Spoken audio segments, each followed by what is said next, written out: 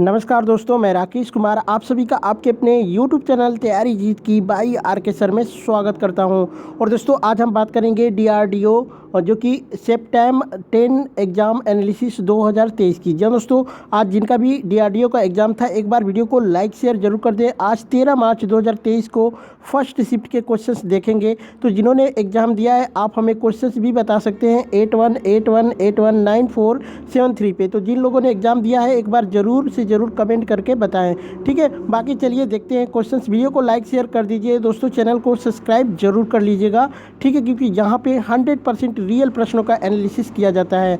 पहला क्वेश्चन देखते हैं, भारतीय रिजर्व बैंक यानी RBI की स्थापना कब हुई थी? 1 अप्रैल 1935 को कोलकाता में इसकी स्थापना हुई थी। बात करते हैं दोस्तों इससे रिलेटेड चीज़ों की। तो भारतीय रिजर्व बैंक की स्थापना जो कि 1935 में हुई थी। 1 जनवरी 1949 को RBI का राष्ट्रीयकरण किया गया था। भारतीय रिजर्व बैंक भारतीय रुपये के मुद्दे और आपूर्ति को नियंत्रित करता है। यह मूल रूप से भारत में बैंकिंग प्रणाली का नियामक है। यह मुद्रास्फीति और मुद्रा आपूर्ति को नियंत्रण करने के लिए भारत में मौद्रिक नीति की रणनीति बनाता है। वहीं बात करते हैं दोस्तों, तो RBI के प्राथमिक कार्यों में शामिल क्या क्या चीज़ें हैं, जैसे कि मौद्रिक नीति तैयार करना, लागू करना करता है, तैयार करता है और लागू करता है और मॉनिटर करता है। ये सब चीज़ें वित्तीय प्रणाली के नियामक और जो कि पर्यवेक्षक होता है। विदेशी मुद्रा के प्रबंधक है, मुद्रा जारी करता है, भारत में मुद्रा जारी करता है यही। वहीं बात करते हैं भुगतान और निपटान प्रणाली के नियामक और पर्यवेक्षक सर जो कि जोसन बोर्न ए स्मिथ भारतीय रिजर्व बैंक के पहले गवर्नर थे। उन्होंने 1 अप्रैल 1935 से 30 जून 1937 तक राज्यपाल का पद संभाला।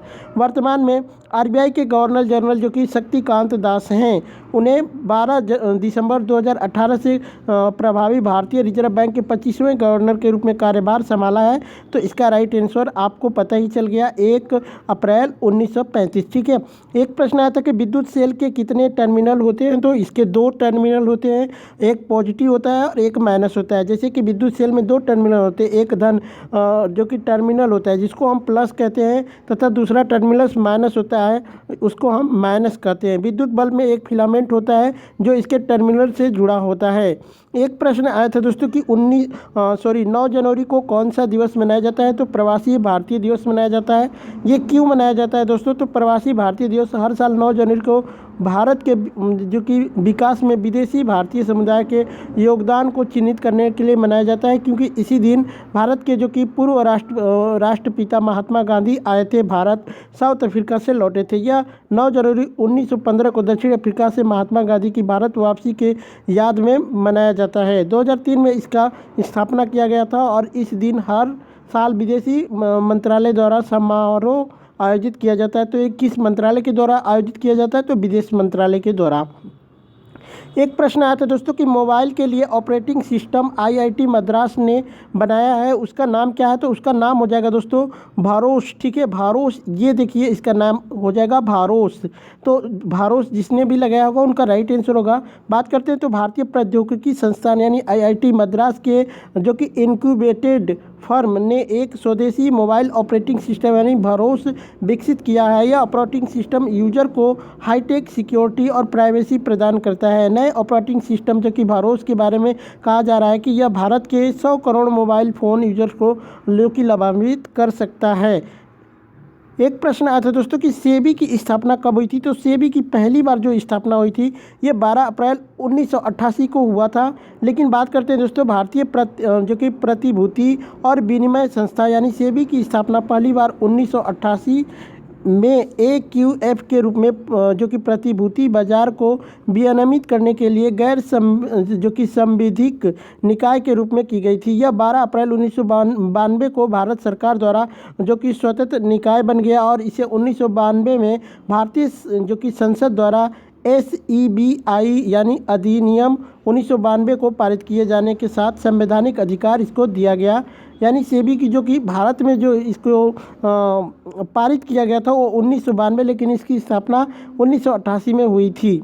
एक प्रश्न आया था दोस्तों कि संस्कृत व्याकरण का जनक किसे माना जाता है? पाणिनि को माना जाता है संस्कृत व्याकरण का जनक। बात करते हैं तो महर्षि पाणिनि जो कि पाणिनि 500 ईसा पूर्व संस्कृत भाषा के सबसे बड़े व्याकरण हुए हैं। इनका जन्म जो कि तत्कालीन उत्तर पश्चिम भारत के गांधार में हुआ था।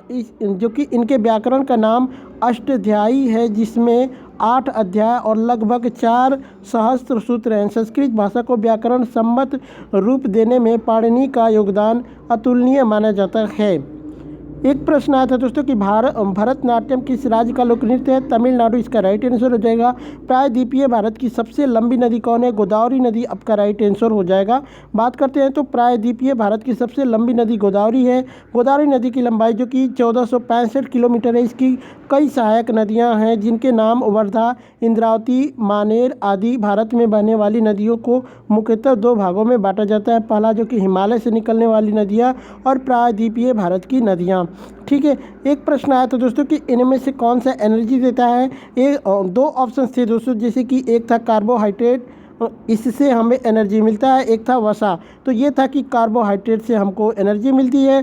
दूसरा वसा से हमको एनर्जी मिलती है। इनमें से किससे नहीं मिलती है ऐसे करके ऑप्शन से, तो वसा से तो एनर्जी नहीं मिलता है। इसको विटामिन के रूप में माना जाता है।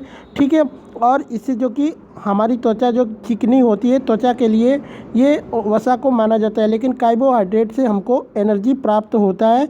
तो जिसने भी लगाया होगा कार्बोहाइड्रेट को, तो उनका राइट आंसर हो जाएगा। इनमें से कौन सा एसिड जो कि एसिड चीज़ है? एसिड एक चीज़ है, एसिडिक एक चीज़ है, ऐसे पूछा गया था। तो ऑरेंज का जूस और दही दिया था, तो दोनों दोस्तों दोनों में एसिड मौजूद है, तो आप कर सकते थे कि दोनों। ठीक है, उज्जैन किस नदी के किनारे स्थित है? तो उज्जैन भारत के मध्य प्रदेश राज्य का एक प्रमुख शहर है जो कि क्षिप्रा नदी के या फिर शिप्रा नदी के किनारे स्थित है। ठीक है, तो शिप्रा नदी इसका राइट आंसर हो जाएगा। एक प्रश्न आया था कि इनमें से हम किस चीज़ को छू या फिर देख सकते हैं? तो ऑप्शंस में हार्डवेयर था, तो इसका राइट आंसर हार्डवेयर ही हो जाएगा। एक प्रश्न आया था दोस्तों कि जो कि इंडोलेंट का सिनोनिम्स पूछा था, तो इसका राइट आंसर क्या हो जाएगा? लेजी। तो दोस्तों इतने ही सारे प्रश्न मुझे मिले हैं। बाकी वीडियो कैसी लगी कमेंट करके एक बार जरूर बताइएगा। चलिए चलते हैं, मिलते हैं नेक्स्ट वीडियो में। तब तक के लिए जय हिंद, जय भारत।